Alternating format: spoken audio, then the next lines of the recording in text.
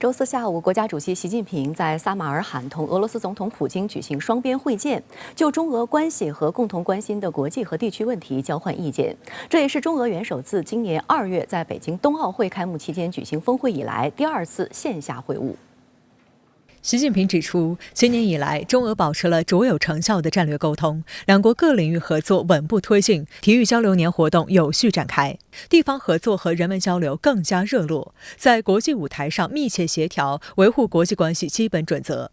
面对世界之变、时代之变、历史之变，中方愿同俄方一道努力，体现大国担当，发挥引领作用，为变乱交织的世界注入稳定性。习近平强调，中方愿同俄方在涉及彼此核心利益问题上相互有力支持，深化贸易、农业、互联互通等领域务实合作。双方要加强在上海合作组织、亚信、金砖国家等多边框架内的协调和配合，推动各方增进团结互信，拓展务实合作，维护本地区安全利益，维护广大发展中国家和新兴市场国家共同利益。普京预祝中国共产党第20次全国代表大会取得圆满成功，相信在习近平主席领导下，中国经济社会发展将不断取得新成就。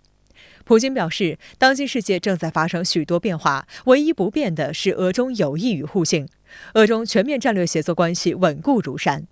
俄中都主张推动更加公平合理的国际秩序，树立了国际关系典范。俄方坚定恪守一个中国原则，谴责个别国家在涉及中国核心利益问题上采取挑衅行动。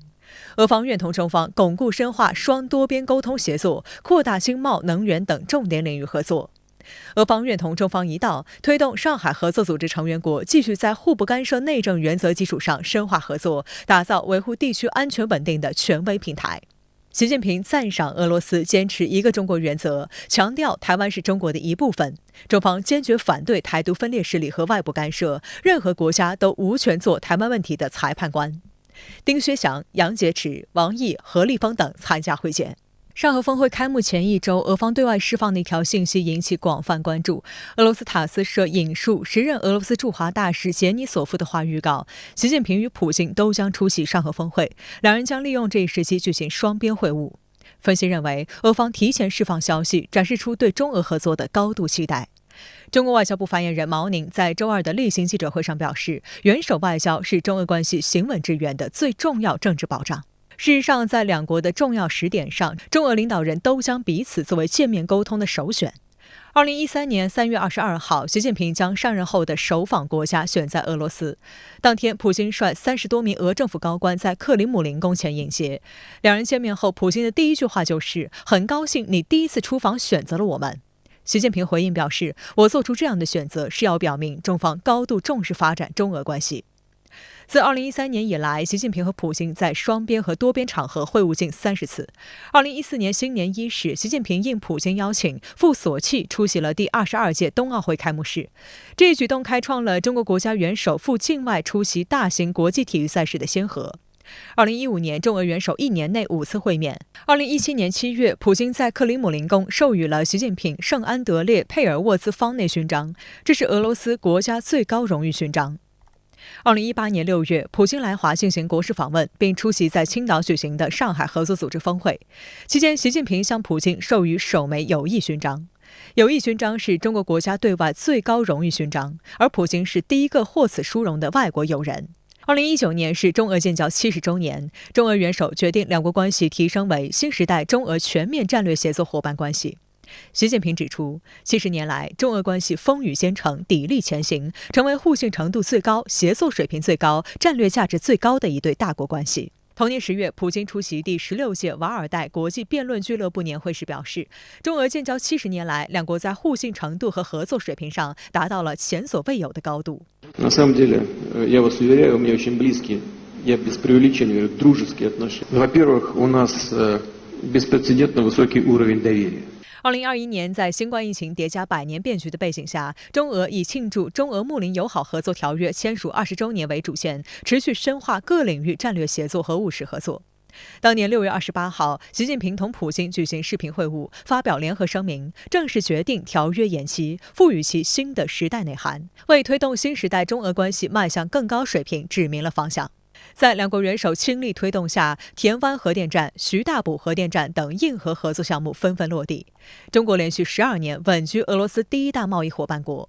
去年中俄货物贸易额达1468.87亿美元，同比增长35.9%，连续4年刷新纪录。元首会晤呢，也确实是在这个中俄关系里面发挥了它这个应有的作用。元首会晤呢，也是具备其他层级的会晤所不具备的一些优势，因为两国元首可以直接的这个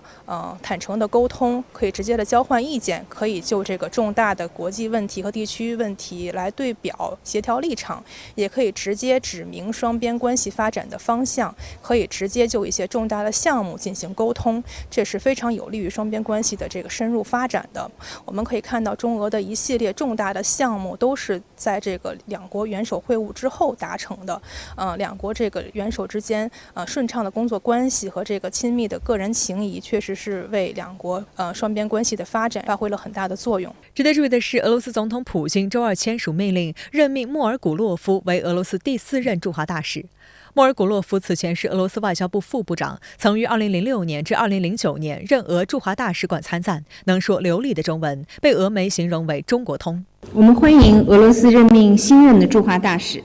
相信莫尔古洛夫先生将为增进两国人民的友谊和信任，促进两国各领域合作发挥重要作用。莫尔古洛夫今年早些时候在接受俄新社采访时曾表示，近30年来与中国发展战略协作伙伴关系的路线是俄罗斯联邦的一贯对外政策。他说，俄中关系处于史无前例的高水平，两国友好已有数百年传统，双边合作基于两国根本利益的重叠和高度互信，因此未受到外部形势变化的影响。俄方的这个选择呢，体现了俄罗斯对发展中俄关系的重视。我们知道俄罗斯其实这个在选择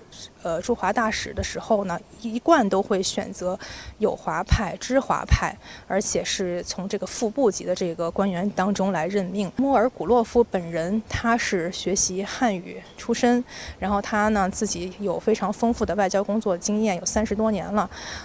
而且他曾经在中国工作过一段时间，可以说是非常了解中国。了解中俄关系。随着莫尔古洛夫被任命，俄罗斯原驻华大使杰尼索夫结束了9年4个月的任期，于周4启程回国。杰尼索夫在道别视频中说，近10年的驻华大使生涯仿佛白驹过隙，北京已经成了他的第2个家。中国永远在我心中，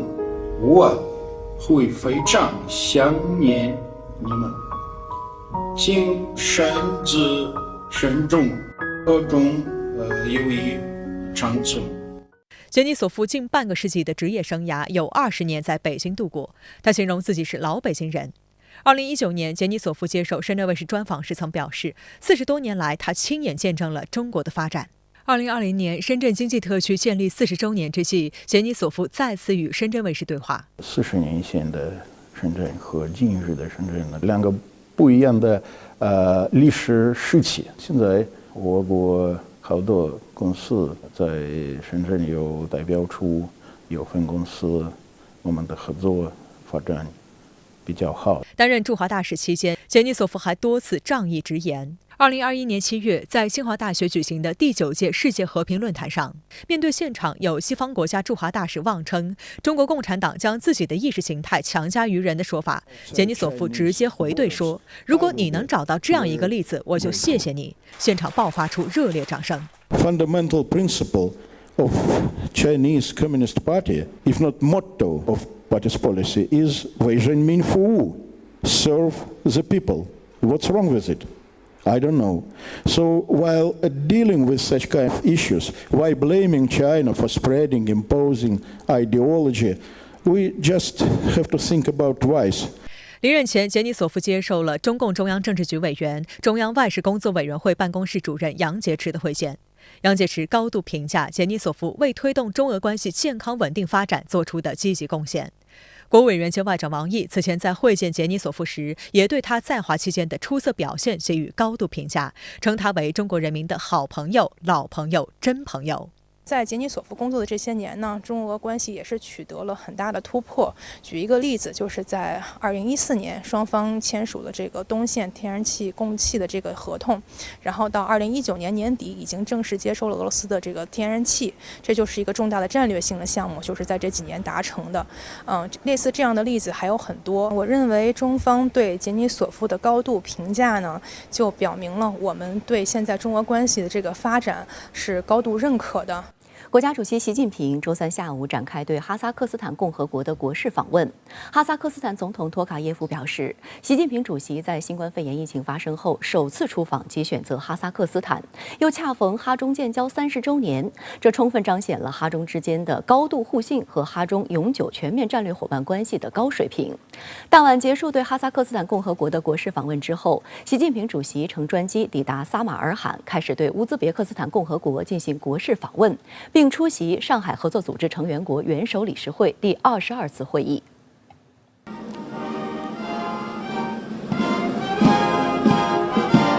哈萨克斯坦总统托卡耶夫率政府高官在机场热情迎接习近平，其后在总统府为习近平举行隆重的欢迎仪式，两国元首共同登上检阅台，军乐团奏中哈两国国歌。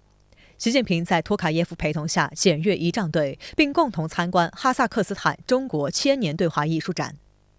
两国元首举行正式会谈。习近平指出，中哈建交30年来，两国关系经受住了国际风云变幻考验，内涵不断丰富，水平持续提升，成果更加丰硕。两国率先解决边界问题，率先铺设跨境油气管道，率先开展国际产能合作，率先建立永久全面战略伙伴关系，创造了多项第一。中方高度重视对哈关系，坚定支持哈方维护国家独立、主权、领土完整，坚定支持哈方为维护国家稳定和发展采取的改革举措。习近平强调，中哈合作基础扎实，潜力巨大，前景广阔。双方要高质量贡献“一带一路”，要增进民心相通，促进两国人民友好往来和相互理解。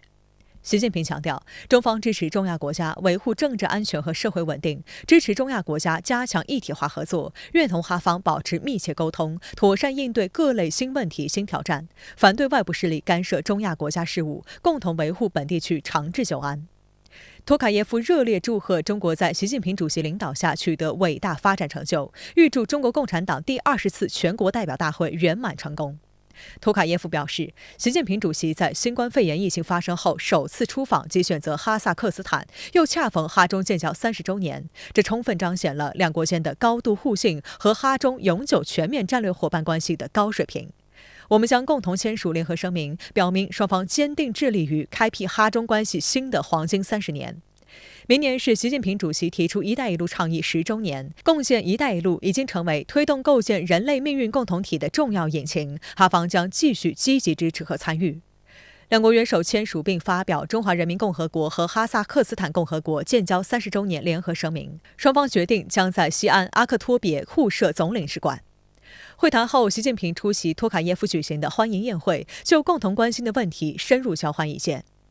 宴会结束后，习近平结束对哈萨克斯坦共和国的国事访问，乘专机离开努尔苏丹赴萨尔马罕。托卡耶夫率政府高级官员到机场送行。托卡耶夫表示，习近平主席此访。据央视报道，周三下午，国家主席习近平还在努尔苏丹总统府接受哈萨克斯坦总统托卡耶夫授予精英勋章。精英勋章是哈萨克斯坦最高荣誉。周三晚，国家主席习近平乘专机抵达撒马尔罕，开始对乌兹别克斯坦共和国进行国事访问，并出席上海合作组织成员国元首理事会第22次会议。乌兹别克斯坦总统米尔季约耶夫率政府高官在机场热情迎接。米尔季约耶夫在机场为习近平主席举行盛大欢迎仪式。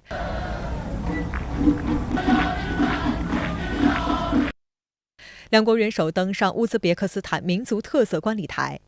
乌兹别克斯坦传统长喇叭乐器奏响迎宾号，当地青年身着民族服装，载歌载舞，用最欢快的节奏迎接最尊贵的客人。习近平发表书面讲话。他指出，中乌两国和两国人民的友谊跨越1000年历史长河，不断焕发出勃勃生机和活力。我期待着出席上海合作组织萨尔马罕峰会，同各方一道弘扬上海精神，深化互利合作，促进本组织健康稳定发展。机场贵宾楼的电子屏幕上呈现习近平主席巨幅照片，同时用中乌2种语言显示热烈欢迎中华人民共和国主席习近平阁下对乌兹别克斯坦共和国进行国事访问。周四上午，米尔季约耶夫为习近平举行隆重欢迎仪式，两国元首共同登上检阅台，军乐团奏中乌2国国歌。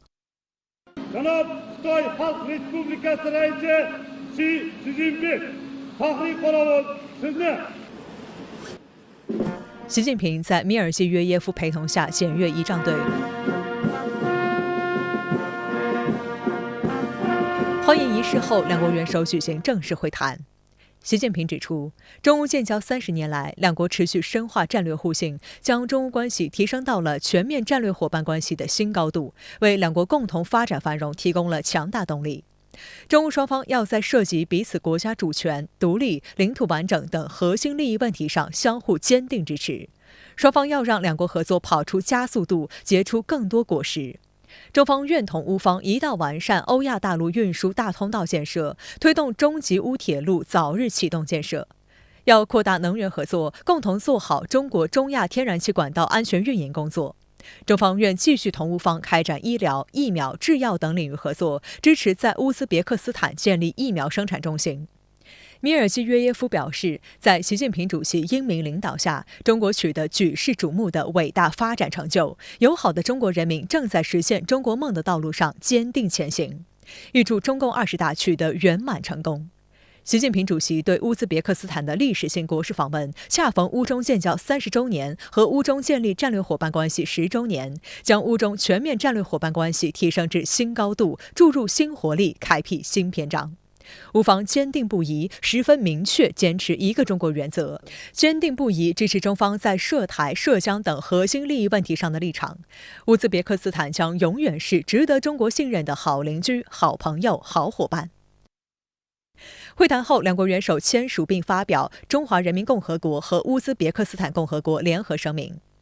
访问期间，中国、吉尔吉斯斯坦、乌兹别克斯坦有关部门签署关于中吉乌铁路建设项目及境内段合作的谅解备忘录。会谈后，习近平出席米尔季约耶夫举行的宴会，就共同关心的问题深入交换意见。宴会结束后，米尔季约耶夫邀请习近平在萨马尔罕国际会议中心北门外广场共同种下一棵橡树。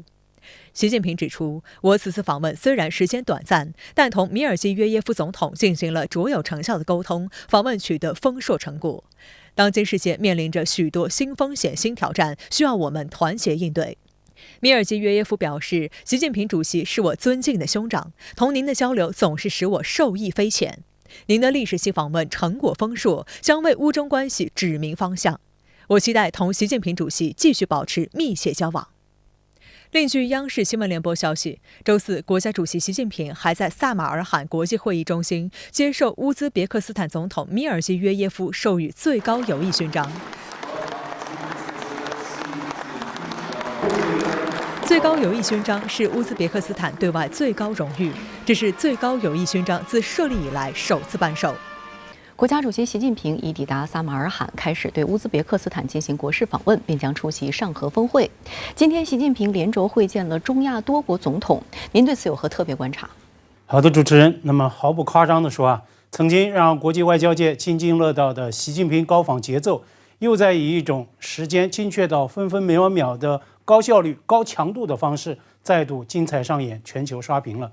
我梳理了一下新华社的高访报道。中国元首飞抵哈萨克斯坦首都努尔苏丹，是在14号的下午，在出席隆重盛大欢迎仪式，并且检阅仪仗队之后，中哈元首举行了深入的会谈。在哈访问期间，那么中国元首还获颁哈萨克最高勋章，两位元首共同签署联合声明，见证签署一系列合作协议，共同出席欢迎宴会，出席中哈牵连对话艺术展等等等等。请注意，新华社的电稿显示，中国最高领导人一行是在14日的晚间乘坐专机离哈转飞萨马尔罕的。也就是说从下午抵达到晚间离开，对哈萨克国事访问前后时长不超过半天。但是这确实是大国元首外交最漫长也最高效的半天。这短短半天，压紧压实，严丝合缝，装下了前面提到的所有的高仿行程，也把中哈关系推上了一个新高度。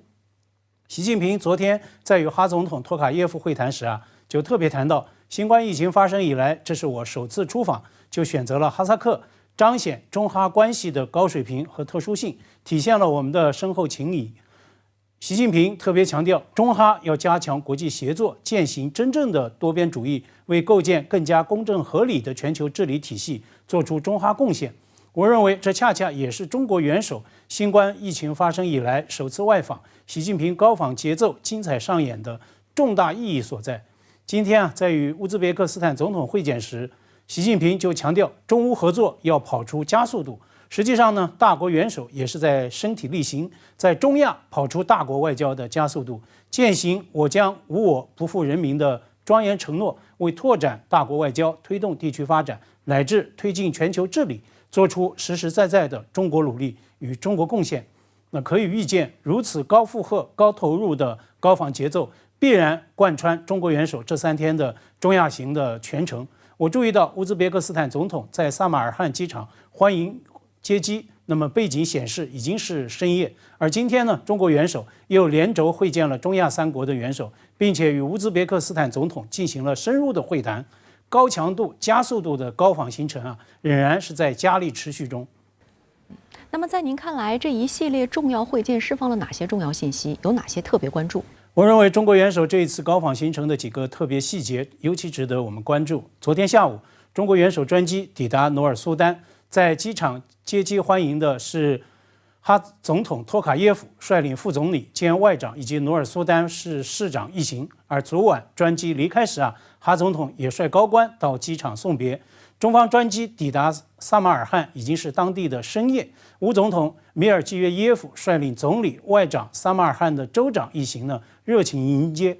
哈萨克与乌兹别克这2国都以最高的规格，由总统亲自上阵，率领高官在机场迎送。我想这从一个侧面见证2国对中国元首的国事访问是高度重视，也是高度投入的。见证这种外交礼遇的另一个细节就是，哈萨克斯坦将国家最高荣誉金鹰勋章颁予中国元首，而代表乌兹别克斯坦国家最高荣誉的最高友谊勋章第一次对外颁出，就颁给了来访的中国元首。今天上午，撒马尔罕国宾馆格外热闹，中国元首在此连轴会见了中亚3国的元首。这显然不是一般意义上的在多边峰会的这个场外进行的礼仪性的会见。那么见塔吉克与吉尔吉斯的总统时中塔与中吉的代表都签署了数字经济、绿色发展、农业、医疗等等诸多领域的合作文件。同时也要指出，土库曼斯坦它作为中立国家，它并不是上合组织的正式成员国，因此土总统专程来撒马尔罕，很大程度上就是为见中国元首而来。我也注意到，习近平在与中亚5国元首会谈时都必提这样一个主题，愿意加强中国加中亚5国会晤机制等等合作，反对外部势力干预，深化反恐合作，共同维护本地区的和平安宁。而5国元首在会谈中也都坚定地认为台湾是中国领土不可分割的一部分，坚定支持中方在核心利益问题上的立场。那么从这一系列会见达成的广泛共识与合作协议来看，中国加中亚5国这样一个多边机制完全可以看高一线，机制合作有望进一步做实做细，深度与广度都将会持续的得到拓展。此外中亚5国元首也都谈到预祝中共20大取得圆满成功。我之前在节目中也曾分析，中共20大召开，明天将进入到最后30天的倒计时。中国元首此时外访必然会成为外部世界观察中国这项最重大政治议程的关键窗口。那么外界观察到了什么呢？至少从这5位与中国元首面对面互动的中亚元首来看，他们全部投下了信心票。除了进行国事访问，习近平主席还于周4、周52天出席在撒马尔罕举办的上合组织第22次峰会。在特殊历史背景下召开的此次峰会将聚焦哪些重大议题？为什么越来越多的国家排着队要加入上合组织？中国上海合作组织研究中心秘书长邓浩接受深圳卫视独家采访。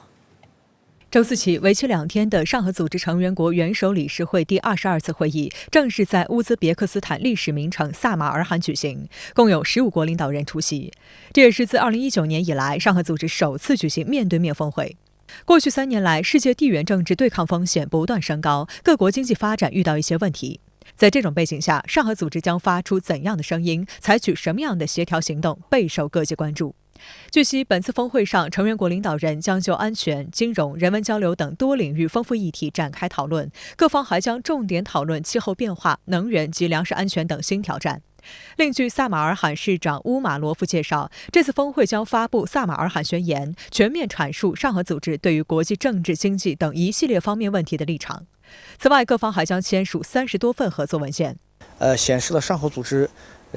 团结合作的这么一种气势，这么一种力量。特别是在当前国际形势复杂变化的背景下，为整个地区我想乃至对全球的这个稳定呢，都带来了正能量，也对这个我们这一个地区的这个国家呢，应对这种各种发展的困难呢，我想带来了信心和希望。新一轮扩员是本次峰会的另外一个重要议题。上合秘书处此前确认，伊朗将在峰会上正式成为成员国，同时峰会将启动白俄罗斯加入程序，还将给予沙特阿拉伯、埃及、卡塔尔等多个国家对话伙伴地位。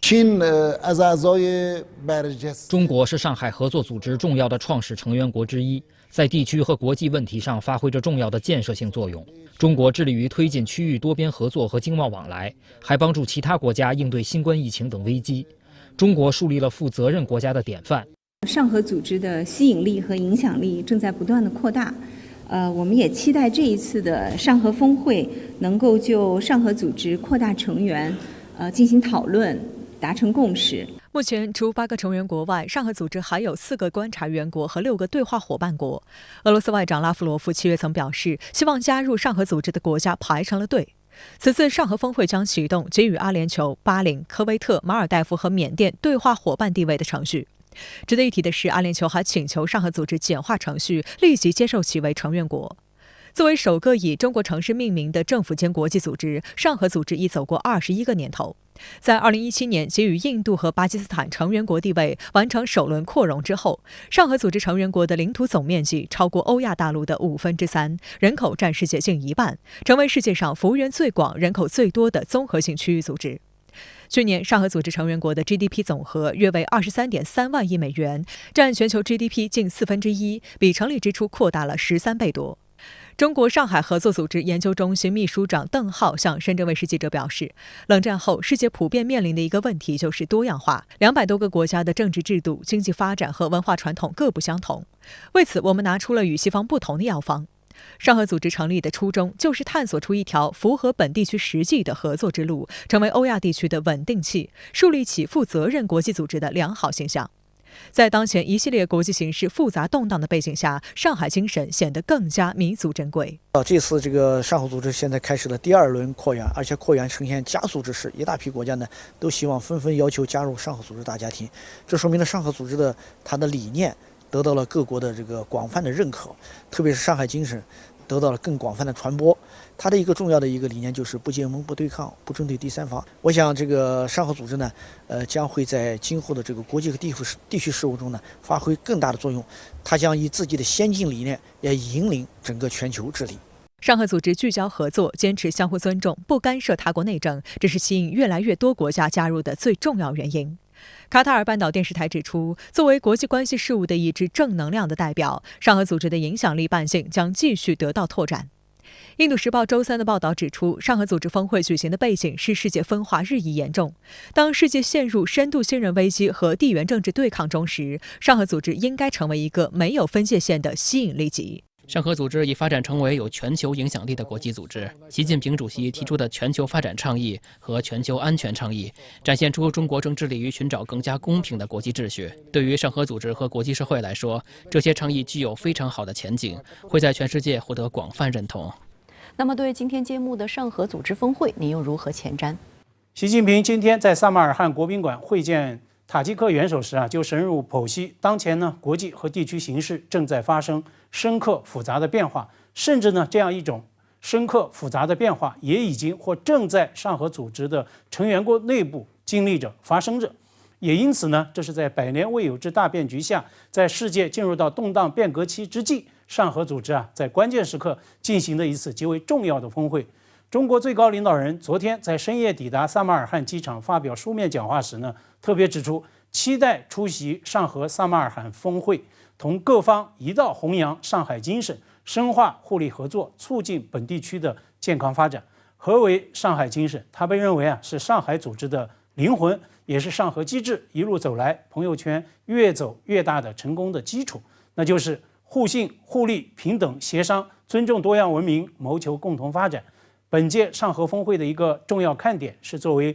观察员国的伊朗，大概率呢将会被接纳为正式的成员。那么这是继5年前印度以及巴基斯坦这对国际政治学语境中的宿敌国家或同时接纳为上合正式的成员国之后，上合组织再次扩容。那么也有消息确认，目前呢至少有10个周边国家公开表示希望加入上合，或者是提升在上合组织内的法律地位。这也再次证明上合组织的系统理念、机制运行是很有生命力的。这一套由对话伙伴国、观察成员国、正式成员国等等构成的上合扩容路径，它是走得通，也是行得远的。那么中国元首在即将到来的上合峰会上，就全面深化上合组织的互利合作，就促进上合组织的健康发展，又将会提出哪些个卓有成效的中国方案，阐发哪些个启人思考的中国智慧，外界呢拭目以待。在过去的2周时间里，乌军对东北部地区发动闪电反攻。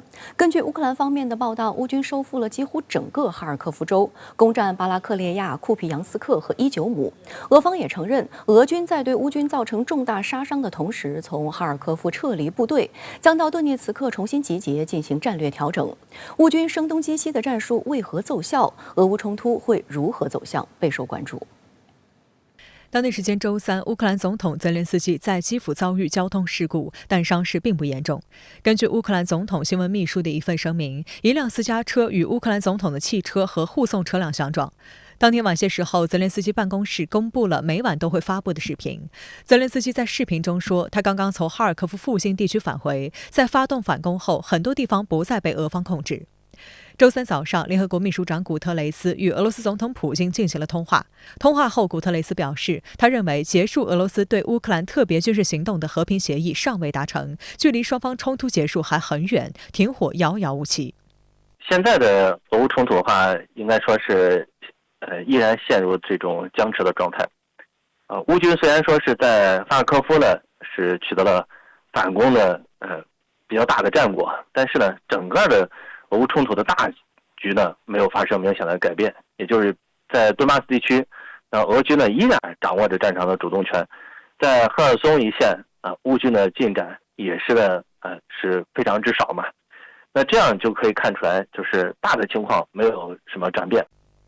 纽约时报近日的报道披露，美方深度参与了乌东部与南部反攻的策划，包括提供情报支援，并进行了多次军事推演，阻止了乌军向马里乌波尔冒险推进的计划。美国五角大楼高级官员还说，乌克兰声东击西的战术正是美国对乌军训练的成果。此前有乌军官透露，乌方近几个月一直向舆论主动爆料称反攻将在南部，而俄军据此将大批武器和人员调离乌东，造成哈尔科夫等地防守空虚，乌军则趁虚而入。美国防长奥斯汀曾表示，美国向乌克兰分享的军事情报几乎达到了实时的地步，美军能在1小时内将判读完毕的有效情报分发至乌克兰部队手中。美国情报官员还表示，美国向乌克兰提供了有关俄军指挥所、弹药库、行军路线等关键节点的信息。通过侦察卫星、无人机、电子侦察机、无线电监测系统等，以美国为首的北约拥有强大的联合广域侦察能力。俄乌冲突爆发后，美国就频繁地将军事卫星调往乌克兰上空，对俄军部署情况和动向进行侦察。此外，美军还通过 RC-135 战略侦察机等手段监听俄军装甲指挥车的无线电通信，再通过徘徊者同步轨道电子侦察卫星进行无线电定位。美国主要是给乌克兰提供的战略情报更多，因为呢，在天基侦察系统方面，只有美国呢是最强大的，其他的西方国家呢都是跟着美国混的。统计显示，美国官方承认的军事卫星就有50多颗。美军方曾夸耀，锁眼光学侦察卫星启用时，可以通过大门锁眼看到屋内一切。值得注意的是，美方并不认可乌克兰关于转折点的说法。拜登政府及五角大楼均表示，乌方在击退俄军的过程中取得重大进展，但还无法判断冲突是否处于转折点。不管乌克兰现在得到了西方多么大的支持，整个的实力地表还是呢乌克兰弱，俄罗斯强嘛？因为这种实力的对比啊，不是在短短半年时间内就能够呢发生巨变的。那像目前的情况呢，乌克兰也依然还是呢在局部战场上能够和俄军扳手腕的，也就是呢，能够呢就是打得有来有回，不再像之前一味的处于呢战略守势。俄军未来会采取怎样的行动？是否在进行战略调整，也备受关注。在俄国防部举行的新闻通气会上，俄方展示的在乌特别军事行动地图上的战线已移至顿涅茨克和卢甘斯克，几乎不再包括哈尔科夫。撤出的部队已经在奥斯克尔河东岸构筑新的防线。俄国防部发表的声明说，俄方决定重组巴拉克列亚和伊久姆地区的军队，以便增强顿涅茨克方向的军事行动。我们看到，在乌克兰军队从北部哈尔科夫方向夺回包括伊久姆、库皮扬斯克在内的多个战略重镇之后，有不少人都认为俄罗斯将会展开全面的报复行动，俄乌冲突将升级。对此您如何看？我认为，既然在哈尔科夫方向丢失战略重镇，尤其是丢失6000多平方公里土地之后俄罗斯肯定会重新集结并伺机反攻，战事仍然有可能在相当长一段时间内陷入到焦灼状态。但是外界想象、期待或是担忧的以下3种情况应该不会发生。第一是，俄罗斯这次撤退是为了张开口袋诱敌深入，接下来俄军将以迅雷不及掩耳之势对乌军形成包夹，并将其歼灭。我认为有这种想法的人都是因为《三国演义》看多了。现代战争主打的是情报战与信息战，根本不可能再上演什么空城计之类的戏码了。因为不要说一个集团军的调动，就算是一兵一卒、一辆坦克的调动，都在西方军事卫星的全面监控之下。因此，俄军对乌军进行包饺子的可能性基本上不存在。第二，外界期待的俄罗斯对乌克兰全面宣战以及进行全国战争总动员也应该不会发生了。我认为，因为普京一直强调的是进行一场特别军事行动，其目的并不是消灭乌克兰与乌克兰人，而是为了去军事化与去纳粹化。除此之外，超过200天的军事行动下来，俄罗斯的消耗也非常巨大。也就是说，即使进行全面战争动员，也没有办法使自己的常规军力再上一个台阶了。第三，在当前情势下，俄罗斯也不可能将战争升级为核战，因为俄罗斯早就说过了，他们打核战的前提条件是俄罗斯国土受到了大规模的侵略，并且国家面临着生死存亡的危机状态。而目前的战事仍然是在乌克兰境内进行，俄罗斯没有动用核武器的正当性与必要性。那成功收复6000多平方公里的被占领领土，是否就意味着乌克兰方面已经是胜利在望了呢？我认为这种判断显然是过于乐观了。没有错，成功收复包括伊久姆、库皮扬斯克在内的多个战略重镇，对于乌克兰来说，的确是一场具有转折性意义的胜利。因为在此之前，虽然在外界看来，俄罗斯的军事行动进展得并不顺利，但是俄罗斯仍然取得了乌克兰不少土地的控制权。而这场战役之后，这意味着方向反过来了，是乌克兰在逐步收复自己的土地。尤其是在这场战役之后，美国与欧盟都宣布了要进一步追加对乌克兰的经济与军事援助，这显然是对乌克兰在前线取得战绩的肯定与奖赏。它意味着俄乌双方军事实力对比的天平正在逐步向乌克兰方向倾斜。但我们同时还要看到，冲突以来，乌克兰丢失的国土多达12.7万平方公里，相当于总面积的1/5。而这一战役打下来，乌克兰也仅仅是收复了6000多平方公里的土地，仅相当于被占领领土的5%还不到。因此，按照乌克兰宣布的要重新取得包括克里米亚在内的全部领土控制权的目标，未来的战事仍然是一个相当漫长的过程。乌克兰在哈尔科夫地区反攻的同时展开外交攻势。乌克兰总统办公室周二发布了一份乌克兰安全保障协议草案。按照乌方设想，该草案将使一个核心盟国集团与乌克兰团结在一起。乌方希望得到包括军事、财政等的一系列保证。值得注意的是，这一草案由西方专家帮助拟定。对这一协议草案，俄联邦安全会议副主席梅德韦杰夫警告称，这是第3次世界大战的序幕。草案规定，签署基辅安全条约的美、英、加拿大、波兰、意大利、德、法、澳大利亚、土耳其以及北欧和波罗的海国家、中欧和东欧国家将作为保障国参与其中。协议草案的核心盟国集团名单按照北约成员国拟定。根据乌方的设想，与乌签署安保协议的国家要在乌主权和领土完整遭到新侵略的情况下，向乌方提供军事援助及经济、外交等方面的一揽子协助及相关预防措施，包括对入侵方进行全面制裁的方案。该草案特别要求，安全保障将要求在24小时内采取行动，并由乌克兰提出请求而触发，而不是依赖联合国等第三方确认。草案还建议上述国家投资乌克兰的军事工业基地，大规模提供武器和情报，并在欧盟和北约的主导下进行密集的军事训练和联合演习。这样的一个草案更加能体现出来，乌克兰一直是想积极的致力于加入北约组织，他所做出来的行动已经是希望北约国家为其提供北约成员国所拥有的一些权利。深圳卫视注意到，这是自3月底的俄乌停火谈判中触及乌克兰未来的安全保障机制后，乌政府再一次提出关于要求各方签署乌克兰安全保障文件的构想。在乌方明确拒绝俄方和谈提议的情况下，外界高度关注这一协议是否将带来停战的曙光。